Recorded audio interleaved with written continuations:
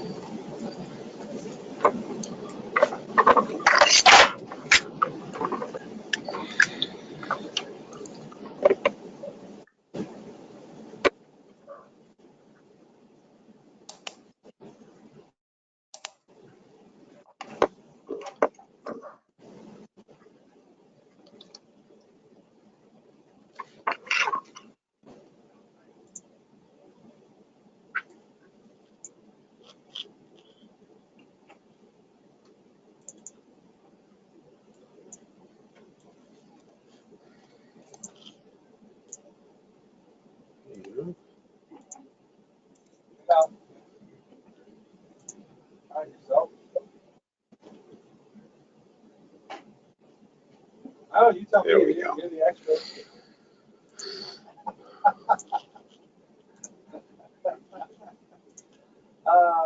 Hey Glenn, were you able to get your computer to work or no? Hates it. So I hopefully it doesn't do that. What's wrong with Bill, though? How does he hate it? Glenn? That's very much bigger.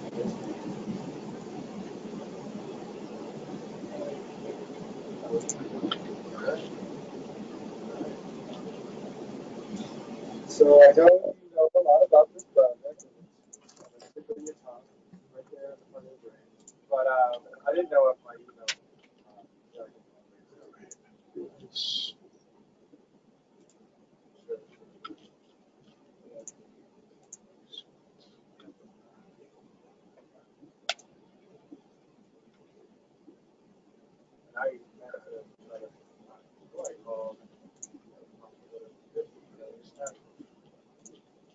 Basically, I'm taking over at the time for another. So it looks like some low punctuation. Hey Glenn? I can hear you now. All right, can you see too? Or is your computer working? Yep, screen is up now. Excellent. Looks like. Hi Pete. Hi, did I miss anything? No, it's just been us trying to sort out technical difficulties. Okay, I was busy getting SOC samples, so. Gotcha.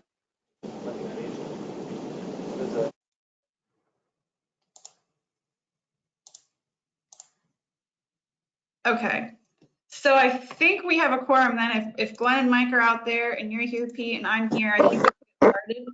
And if Pete Sanders or Pete Mallett arrives, then he can participate when that happens. All right, I'm going to call the meeting to order. It's 10:40. And I remember this is broadcast this time, so it should be recording. Page surface, yeah. I guess I haven't. Oh, I suppose.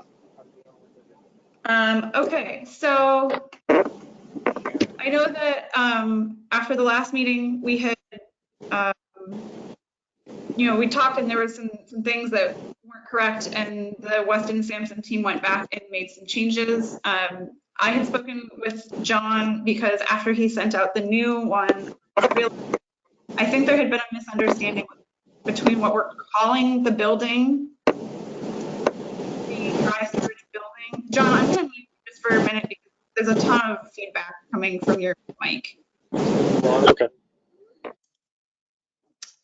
So we've been calling it the dry storage building, but it might include office space. And so I think there was some miscommunication when we said that we wanted 100 by 50 foot dry storage space. And so that was when the second revision came back, and it was it was a 5,000 square foot building in its entirety, including the office space.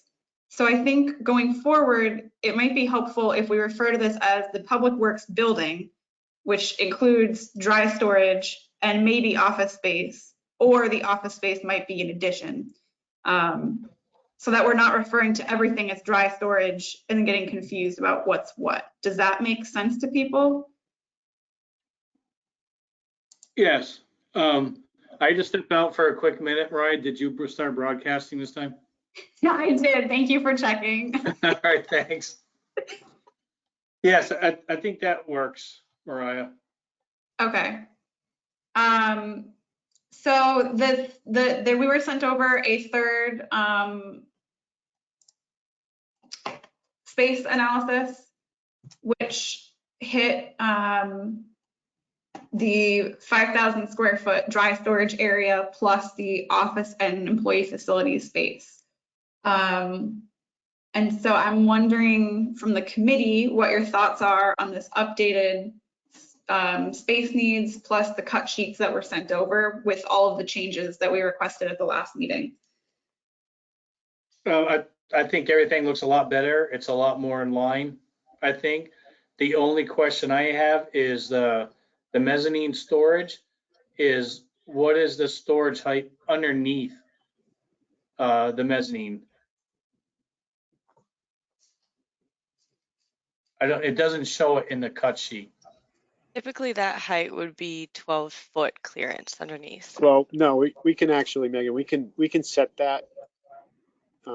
What we want to do is make sure we have enough clear area underneath that. So we usually go in multiples of 7. 11-foot 2 or something like that. I mean, we can go 10 feet. We can set it to what's, the best height for you. You don't want to lose space underneath. Correct. That was my only concern, John. I forgot to ask you yesterday. No problem. Yeah. I mean, we're somewhere usually around 11 feet from finished floor to the top, to the floor surface of the mezzanine, but that can go up or down maybe 7 inches, a tread height or a riser height, depending on the exact requirements. Okay. Thank you. Usually in that zone, you might want to have smaller vehicles that are pulling underneath there. Right. And then, larger vehicles on the left-hand side, but that's what it is usually. All right. Thank you. Got it. You're welcome.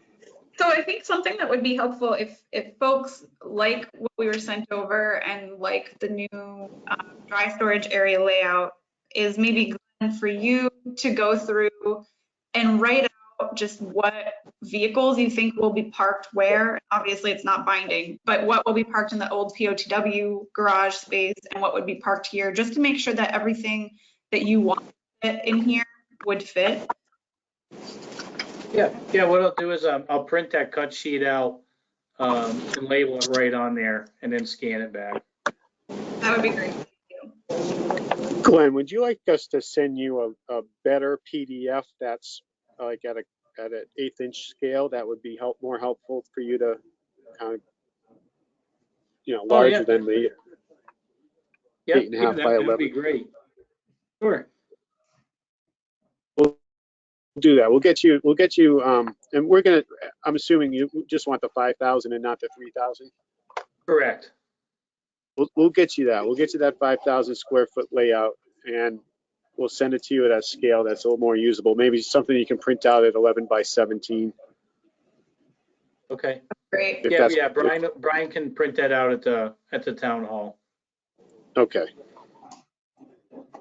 And Glenn and Pete, what did you think of the office space layouts for the director's spaces? I think it's a very usable space, and I like the added closet on it. Perfect. I think that too. Pete, Yeah, thoughts? I think I'm okay with it. Okay. All right. Was there anything that people didn't see that they did want to see?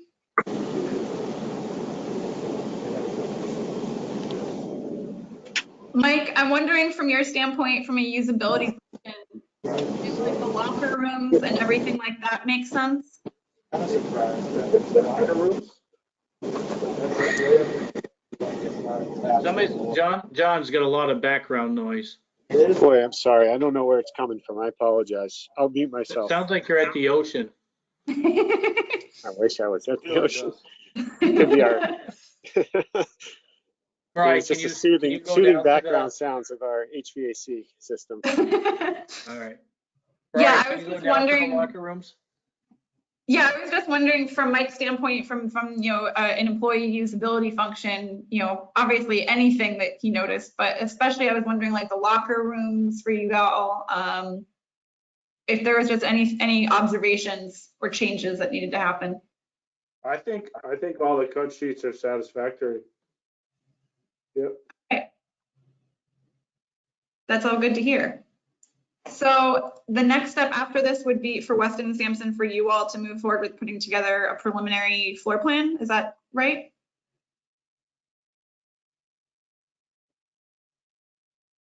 Putting it all together. We lost John. Yeah, I think we lost John now. Okay, yeah, that would be our next step, was to put it together. We'll come up with a scheme to lay out all the spaces. We'll try to find more efficiencies when we do that. One thing I did want to point out, and what we don't have and what we got rid of from the first go round, was kind of the muster room, but also that contained, it was more of a multi-function room with kind of like kitchenette, refrigerator, microwave, counter. That's not part of what we're doing. So in the next, in these revisions. So I just wanted to point that out and ask if that is something you want us to try to squeeze in, I guess, in terms of the kitchenette. Maybe it's more of an alcove where, we can find a spot for the refrigerator, for a counter and some cabinets. Maybe something small in that area, but certainly not, like that was on there. Yeah, if there's a small spot for an alcove for that would probably be fine. Yeah, like a microwave and a fridge, would that be sufficient? And some cabinets? Yep. Okay. That'd be good. I'm wondering, I know we have a swing space on here. I'm wondering if maybe that's a space where we can squeeze that in. I think so. That swing space is probably larger than it needs to be, and it's not very well defined in terms of the use anyway. Right. I think we could probably use that square footage or some of it to kind of accommodate a refrigerator, and maybe a small sink and a microwave and coffee machine. Sure. These things are, especially the coffee, are crucial. I know. Yep. Okay. And the other thing that I just wanted to point out that I wasn't sure if people had noticed, because I know that Pete Mallet at the last meeting had mentioned that he was concerned about how much the space had kind of expanded, is that this all includes a 30% circulation and the air conditioning factor. So when we're looking at the totals, they're a little bit different than the actual layout of the room size. Correct. And I'm imagining that once we put this together, that circulation changed, because right now it's just kind of a guess at how we're going to need to put this all together. And once we actually do, we know where hallways need to go. We know where doorways are and things like that.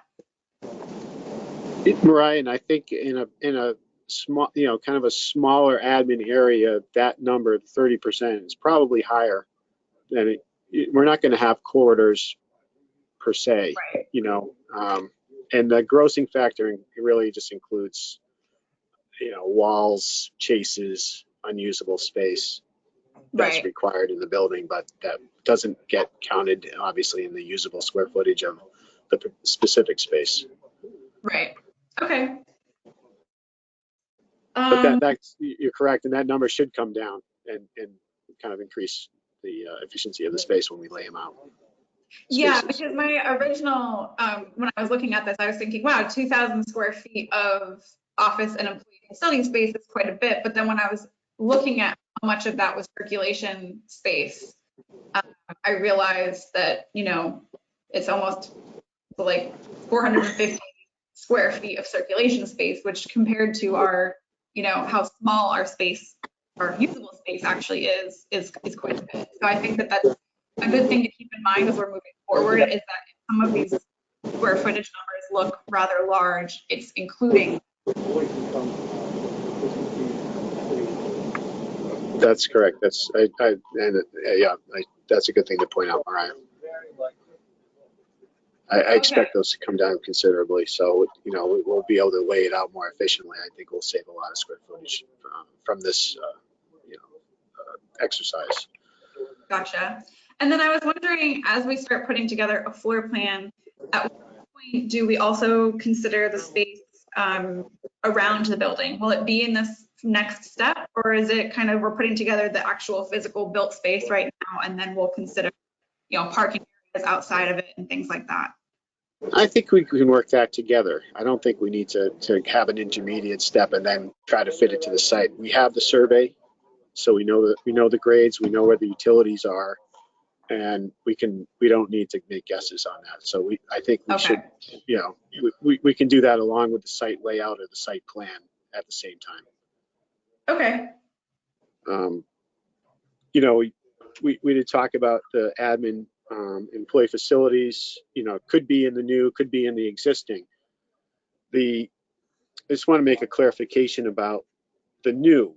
So, we had said that the new would need to be fire sprinklered. Now, vehicle storage only at the size that we're talking about does not require fire sprinkler. So that's a consider, even with if the admin areas were included. The trigger for fire sprinkler would then be if it were commercial vehicle maintenance, that would be the trigger of 5,000, greater than 5,000 feet. The next trigger is 7,500 square feet, which is actually Mass General Law 26, 14826G, and that's any building over 7,500 square feet needs to be fire sprinklered. So That's what's going to impact the existing building if we add on to it.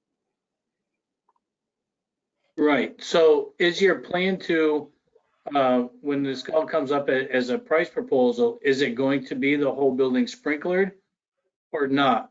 Because I'm just assuming by the inventory and what the cost of this building is going to be that the town may just want to sprinkler, even though it's not a mass law that it has to because of square footage, if that makes sense. It does. It's always something I would recommend for sure, but I guess what I'm saying is it's not required. Okay. It would certainly be a recommendation. Can it be drawn and submitted as an add-all or something? It could be. It absolutely could be. We could design it as a bid alt. For fire sprinkler systems, it's a designated design anyway. Yeah. We'll lay it out properly and per NFPA requirements, but the sub who installs the system will be the designer of the system ultimately. Right. So when you say vehicle maintenance, like what is triggering that? So like vehicle storage only, and then if they were to work on the vehicles, they would have to go park them in the POTW garage? Technically, you would design the space as a vehicle maintenance space, which is a different use group under the building code, S1 versus S2. And then those requirements now, if you're going to go in there and change oil and do a little thing here and there, I don't think that's going to be an issue for anybody. But if you're in there welding and pulling engines and doing stuff like that, where the work for that kind of space is dedicated to vehicle maintenance, that's a different category and has different requirements for ventilation, for like I said, the size of the building as it relates to the fire sprinkler system, exhaust requirements and so forth. So that doesn't seem like that's going to be the case here. Okay.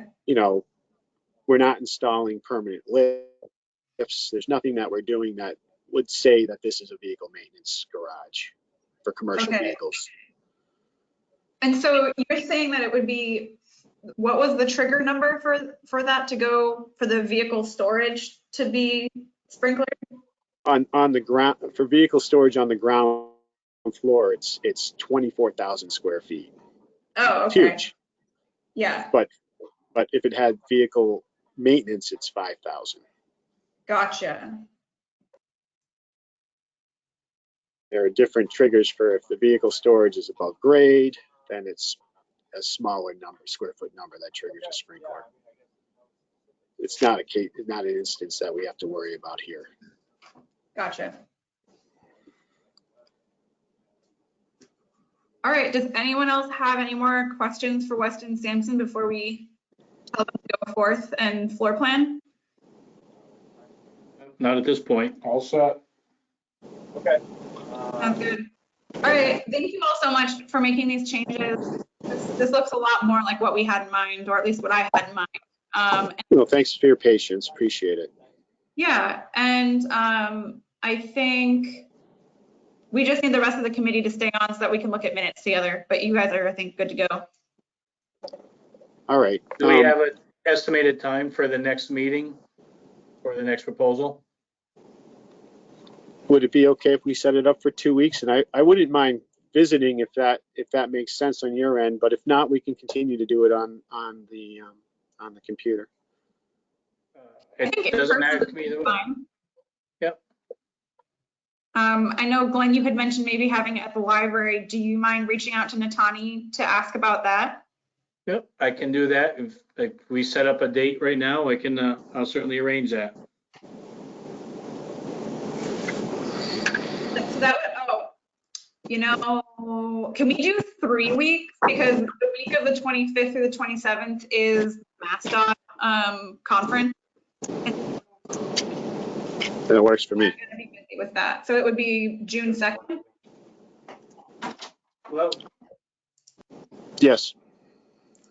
Yeah, anything works for us, Mariah. Okay, all right. So we'll say June 2nd at 10 a.m. Does that time still work for everyone? Yes, it does. All right. And I'll confirm once we know whether we can meet at the library. I'll confirm and give you all the address and everything. Thanks, Mariah. Appreciate it. Yep. And we'll get you over a larger plan that you can use to lay out the vehicles.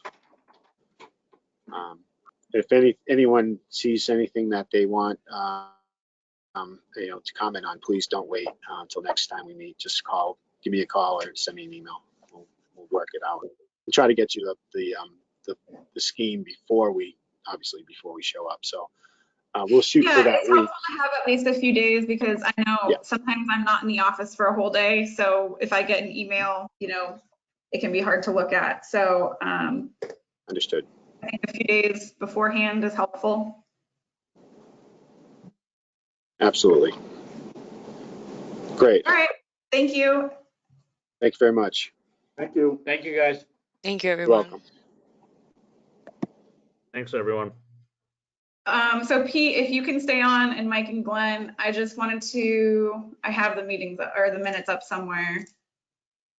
This is, let's see.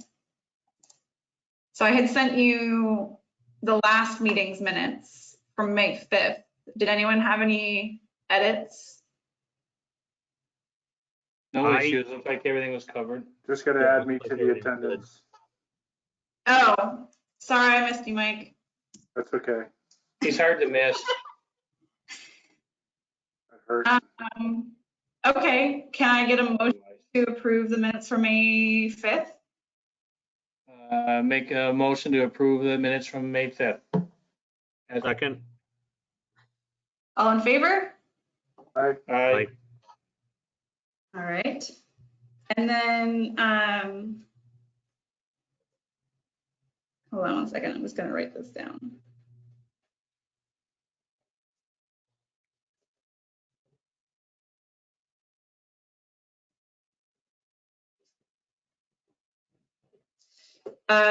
I did not get a chance to send the March meeting minutes out, but they're done. So I'll just send these out, and at our next meeting, we can approve those. Okay. Thank you. All right, I make a motion to adjourn. Second. Second, third, aye. Aye. Aye. I'll put Glenn down in seconding. And all We in got favor. parks to work on.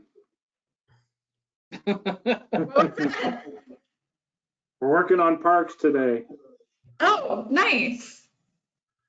What are you doing? We're getting grass seed down at Park Street Park. Oh, heck yeah. Nice. Church All right. Street's complete. Thank you all for your time. Hey, Mariah, Yes.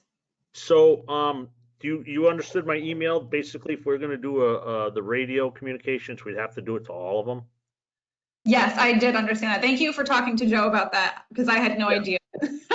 Yeah, and I think that would be costly, so I mean, maybe in the future as a capital improvement project or something, so. Okay, gotcha. Okay. Maybe, yeah, I don't know if we want to get a price for that now, just to understand the comparison or not. Maybe we can talk to Brian about whether that makes sense to price out now or later. Right, okay, Okay. Thank you all. okay. Thank Have a you. good day. Bye.